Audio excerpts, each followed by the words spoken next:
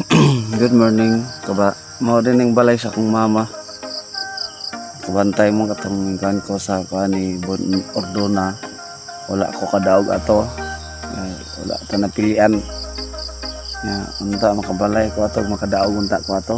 Wala man ko wala man ta kadaog. Pero grabe ka milagroso, grabe ka maayong Ginoo. Bisan tuod nga wala ta nakadaog atong kani Bon Ordona.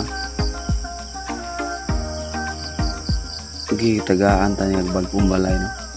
Gito kura na pata og bagong balay. Although wa pa kay siya nahuman, pero nagtuo ko nga basta masugdan na sa Ginoo iya ginatiwason. Mo rin yung balay sa akong mama ka. Dire magigdaan akong mama oh.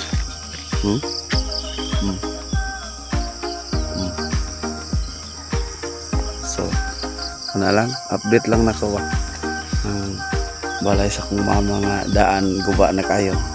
So mga